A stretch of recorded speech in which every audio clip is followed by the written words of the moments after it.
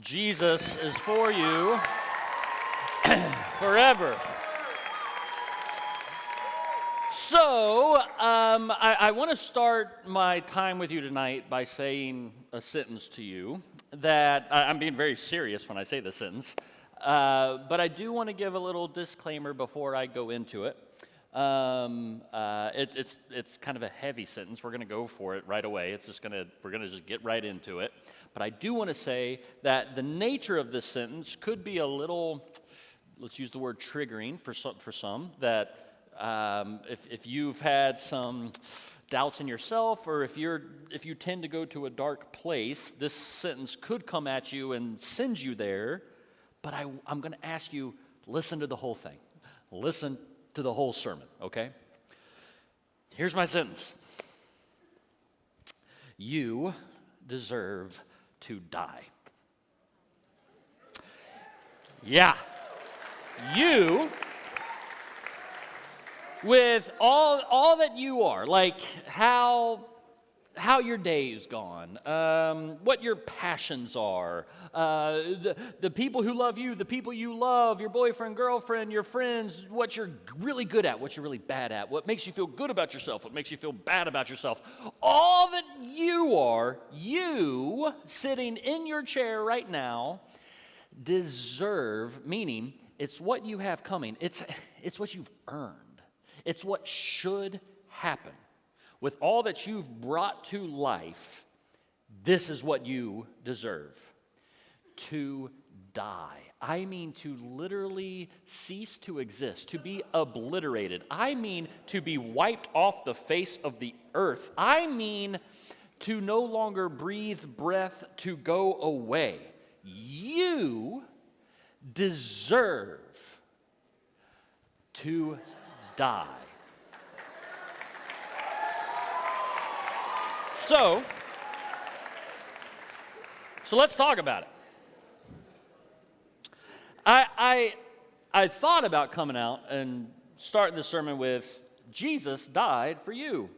Because that's what we do in Christian conferences, right? We come out and we say, Jesus, he died for you. And that is so true, and my whole life is founded on that. But, hear me, it is meaningless. Jesus dying for you is meaningless if you don't understand that you deserve to die. So, if you look right here, this is all where Jesus dies for you in the Bible, like right here, okay? These are the Gospels. Jesus dies for you here. Then, all of this is like the church forming because Jesus died for you. But all of that is about us deserving death. It is about sin and brokenness and desperation and being totally lost. It lays it on pretty thick, don't you think? And right here is Jesus dying for us. This changes the whole entire world, but let's not jump here before we've covered this. Now, in that first huge chunk, there's a bunch of people trying to figure out what to do with this whole thing called sin that makes us deserving of death. What do we do with that?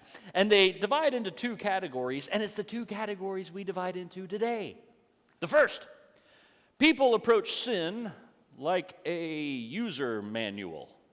Like, okay, I'm broken, so give me the rules. Like, who am I supposed to date? What am I supposed to do for an occupation? Who am I supposed to not hang out with? Who am I supposed to hang out with? What am I supposed to drink, eat, wear, smoke, not smoke, watch, listen to? What am I supposed to do as a Christian? How often do I have to go to church? How often do I have to read my Bible? What should I pray about? How long should I pray?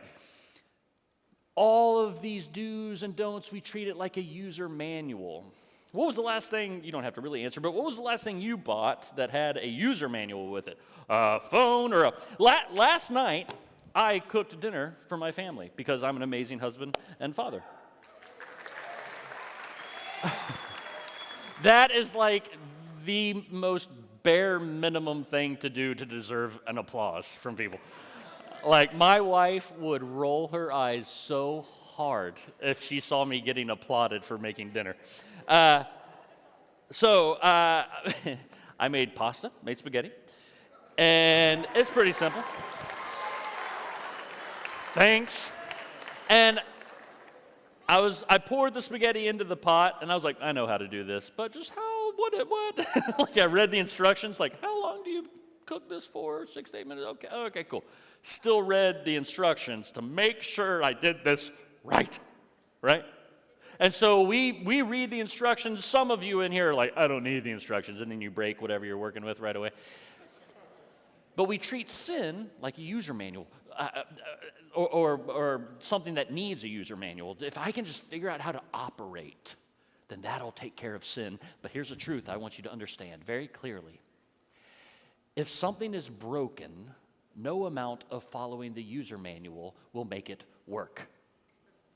If you are filled with sin and brokenness, there's nothing you can do to fix yourself.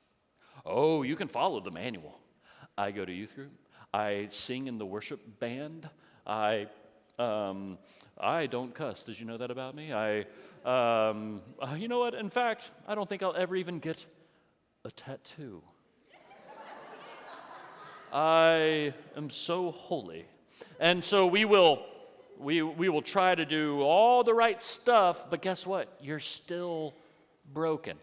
You know what? There's two kinds of people that, if you look at sin like something in need of a user manual, it will result in you becoming one of two people. The first, you will become what we like to call self-righteous and judgmental. Because you'll say, I follow 7 of the 10 rules I've decided are crucial. It's just that one time I killed a guy. It's just the one time. But I'm really good about everything else. It's just murder. So we'll be like, I'm so good, I don't do this and this and this, and those people, they do that and that and that. And I'm so glad I'm not like them and them. And you become just self-righteous and judgmental, which is so far from the heart of Jesus. Or we become anxious and depressed. Because those people seem to really always be excited about Jesus. That guy doesn't even seem to be tempted with the stuff I'm tempted about. She is always kind and sweet, and I hate everybody. What? And so we feel depressed and anxious all the time because I'll never live up to that person. So looking at sin as something that just needs to crack the right code, to follow the right operating instructions. When you see sin that way, you'll either become self-righteous and judgmental, or anxious and depressed. Well, I have good news for you. Sin can't use a user manual. It's worse. It's even worse than that. Here's what I promise you, we're going to open up the Bible and look at some specific passages, but I'm not going to open these passages about Jesus until we understand the context. So, here is the truth about sin. It's far worse than something that you can just figure out how to obey against. Sin, you can write this down, put it in your brain, store this away. Sin is a condition. Sin is a sickness in you, and you can't do anything about it. Well, several years ago, I was a youth minister at a small church just outside of Knoxville, actually. And I lived one person was like, that was irrelevant to the story. So a lady in our church let me rent this